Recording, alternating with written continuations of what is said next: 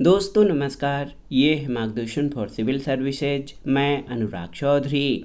दोस्तों, पर्यावरण एवं पारिस्थितिकी से संबंधित महत्वपूर्ण प्रश्नों के रिवीजन के अंतर्गत इस वीडियो में प्रस्तुत है पर्यावरण एवं सतत विकास से संबंधित महत्वपूर्ण प्रश्नों का भाग 2, जो आपके आगामी परीक्षाओं जैसे यूपीपीसीएस प्रारंभिक परीक्षा, आरओ यानी समीक्षाधिकारी, सहायक समीक्षाधिकारी, लोअर पीसीएस व अन्य राज्य लोक सेवा आयोगों के साथ अध्यापक भर्ती परीक्षा और पेट परीक्षा के पर्यावरण पारिस्थितिकी खंड के लिए बहुत ही उपयोगी है।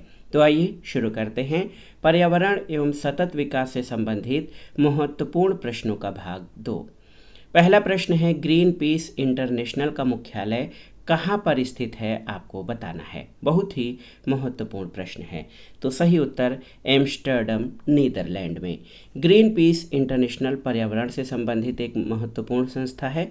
इसका मुख्यालय एम्स्टर्डम में है। ग्रीन पीस इंटरनेशनल क्या है? तो ये एक गैर सरकारी पर्यावरण संगठन है। अगला प्रश्न है, इको मार्क किन भारतीय उत्पादों को दिया जाता है? तो ऐसे उत्पाद जो पर्यावरण के प्रति मैत्रीपूर्ण हों, अनुकूलित हों, उनको इको मार्क जो है प्रमाणन दिया जाता है। अगला है, ब्यूरो ऑफ इंडियन स्टैंडर्ड द्वारा वर्ष 1991 से क्या दिया जा रहा है? तो उत्तर है इको मार्क प्रमाण पत्र। ऐसे भारतीय उत्पाद जो पर्यावरण के प्रति जो है अनुकूलित और मैत्रीपूर्ण हैं, उनको 1991 से इको मार्क प्रमाण पत्र दिया जा रहा है। अगला है, पर्यावरण अनुकूल उपभोक्ता उत्पादों को चिन्हित करने के लिए सरकार ने कौन सा जो है प्रमाणन शुरू किया है? तो ये है इको मार्क। अगला प्रश्न है, देखिए, धारणीय कृषि या सस्टेनेबल एग्रीकल्चर का अर्थ क्या है? तो उत्तर है भूमि का इस प्रकार प्रयोग कि उसकी गुणवत्ता लगातार बनी रहे, इसको धारणीय कृषि कहते हैं।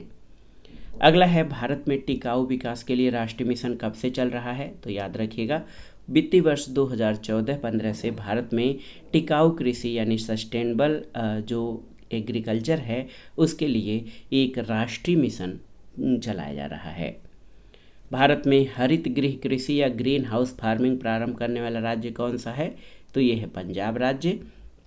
और अगला प्रश्न कथन और कारण से है। कथन है कि प्राकृतिक वनस्पति जलवायु का सही सूचकांक है, सही है। और कारण है जल प्रिय पौधे आर्द्र जलवायु में पाए जाते हैं, बिल्कुल सही। तो यहाँ पर कथन और कारण दोनों सही हैं और कारण कथन का सही स्पष्टीकरण भी है।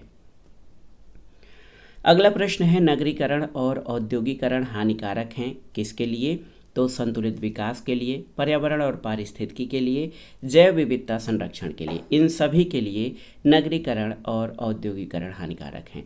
और आप जान लीजिए, कोई भी औद्योगिक विकास होता है वो पर्यावरण की कीमत पर ही होता है, इसलिए विकास या औद्योगिक विकास के समय पर्यावरण का विशेष ध्यान रखना चाहिए। अगला है, राष्ट्रीय हरित न्यायाधिकरण अधिनियम 2010 भारतीय संविधान के जिस प्रावधान के अनुरूप अधिनियमित हुआ था वो क्या है? तो ये है स्वस्थ पर्यावरण के अधिकार के अनुरूप, जो अनुच्छेद 21 के अंतर्गत जीवन के अधिकार का अंग माना जाता है। इसी के अंतर्गत राष्ट्रीय हरित न्यायाधिकरण अधिनियम जो है अधिनियमित हुआ था। अगला है, राष्ट्रीय हरित न्यायाधिकरण के अध्यक्ष कौन हैं? तो आदर्श कुमार गोयल हैं। राष्ट्रीय हरित न्यायाधिकरण की स्थापना कब की गई? तो याद रखिएगा, 18 अक्टूबर 2010 को राष्ट्रीय हरित न्यायाधिकरण अधिनियम 2010 के अंतर्गत 18 अक्टूबर 2010 को राष्ट्रीय हरित न्यायाधिकरण की स्थापना की गई थी। अगला है, हरित विकास या ग्रीन डेवलपमेंट पुस्तक के लेखक कौन हैं? तो ये हैं WM एडम्स। और एक महत्वपूर्ण प्रश्न है कि 1962 में प्रकाशित पुस्तक साइलेंट स्प्रिंग, जिससे विश्व के पर्यावरण आंदोलन को गति मिली, उसके लेखक कौन हैं? तो ये हैं रेचल कार्सन। अगला प्रश्न है, आमतौर पर समाचारों में आने वाला रियो प्लस 20 सम्मेलन किससे संबंधित है? तो ये धाड़ी विकास पर संयुक्त राष्ट्र सम्मेलन है। रियो 20 धाड़ी विकास पर संयुक्त राष्ट्र सम्मेलन का लघु नाम है और ये सम्मेलन 2012 में कहाँ संपन्न हुआ था? तो याद रखिएगा, ये सम्मेलन रियो डी जेनेरियो ब्राज़ील में संपन्न हुआ था, जिसको रियो प्लस 20 कहा जाता है। अगला प्रश्न है हरित अर्थव्यवस्था पर कार्रवाई के लिए भागीदारी यानी partnership for action on A green economy का सृजन किया गया था। तो उत्तर है रियो डी जेनेरियो में 2012 के संधाड़ी विकास पर संयुक्त राष्ट्र सम्मेलन में हरित अर्थव्यवस्था पर कार्रवाई के लिए भागीदारी का शुभारंभ किया गया था। पृथ्वी सम्मेलन +5 कब आयोजित किया गया था? तो 1997 में। और देखिए 23 से 27 जून 1997 के मध्य संयुक्त राष्ट्र महासभा ने एक विशेष बैठक का आयोजन किया जो रियो +5 या रियो सम्मेलन +5 के नाम से जाना जाता है। इसका आयोजन कहाँ किया गया था? तो न्यूयॉर्क में।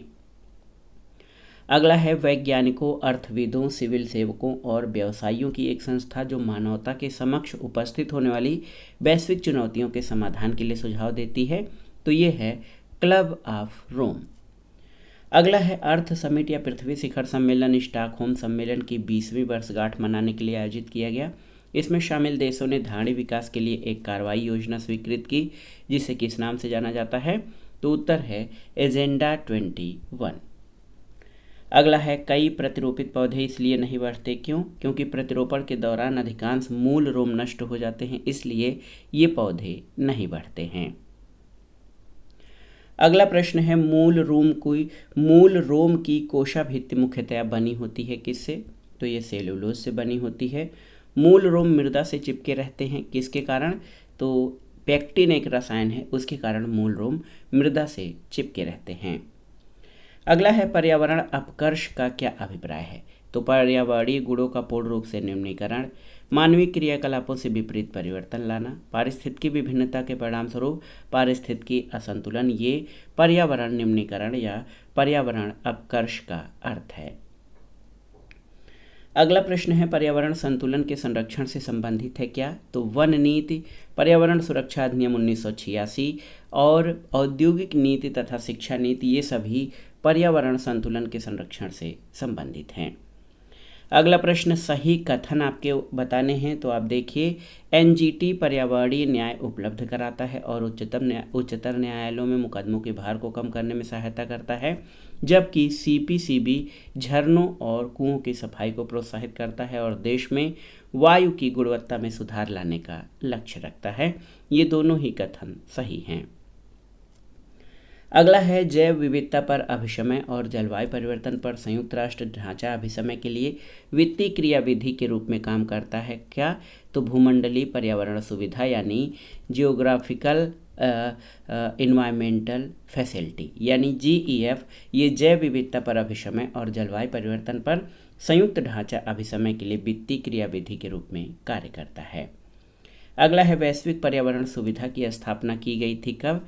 तो रियो अर्थ समिट 1992 के दौरान। अगला प्रश्न है यूएनएफसीसी के तहत अल्प विकसित देशों को अल्प विकसित देश निधि उपलब्ध कराता है क्या? तो ये जीईएफ कराता है। विशिष्ट जलवायु परिवर्तन निधि जिसको स्पेशल क्लाइमेट चेंज फंड कहा जाता है, इसकी स्थापना कब की गई?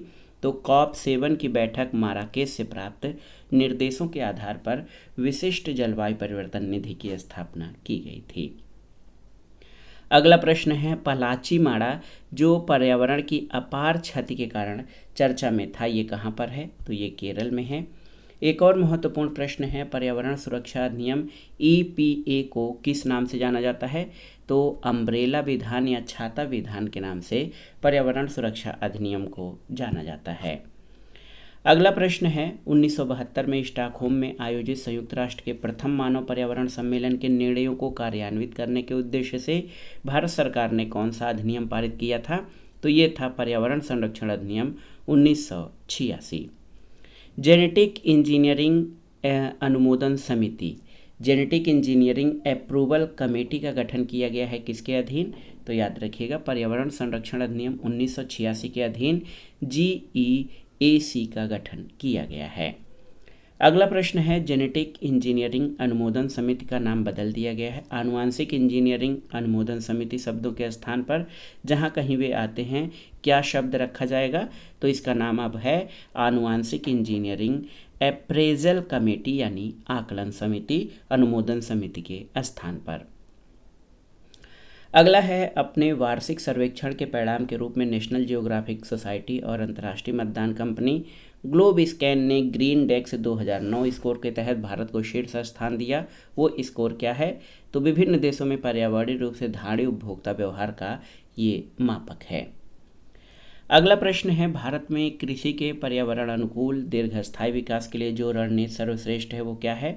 तो ये मिश्र सस्यन, कार्बनिक खादें, नाइट्रोजन यौगिकीकरण, पौधे और कीट प्रतिरोधक शस्य किस्में, ये सभी भारत में कृषि के पर्यावरणीय अनुकूलन के लिए उपयोगी हैं। अगला है, प्राकृतिक कृषि के अन्वेषक कौन से हैं? तो ये मासानोबु फुफुका, ये जापान के कृषि वैज्ञानिक हैं। मासानोबु फुफुका ये प्राकृतिक कृषि के अन्वेषक हैं। पर्यावरण संरक्षण के लिए ग्रीन आर्मी किसने प्रारंभ किया है? तो ऑस्ट्रेलिया ने पर्यावरण संरक्षण के लिए ग्रीन आर्मी जो है स्थापित किया है। अगला प्रश्न और इस वीडियो का आखिरी प्रश्न है कि विकास का वो पक्ष जो 20वीं सदी के 80 के दशक के मध्य विकास के नकारात्मक पक्ष की चर्चा में शामिल नहीं था, तो ये था राजनीति और विकास। तो दोस्तों, ये था पर्यावरण एवं सतत विकास से संबंधित महत्वपूर्ण प्रश्नों का रिवीजन, जो आपके आगामी विभिन्न परीक्षाओं के सामान्य ज्ञान और सामान्य अध्ययन खंड के लिए बहुत ही उपयोगी है। आप इन प्रश्नों को अच्छे से तैयार कर लीजिए। वीडियो आपको कैसा लगा हमें कमेंट बॉक्स में ज़रूर बताइएगा। वीडियो को लाइक करें, शेयर करें और इस चैनल मार्गदर्शन फॉर सिविल सर्विसेज को सब्सक्राइब करें। वीडियो देखने के लिए धन्यवाद दोस्तों। नमस्कार।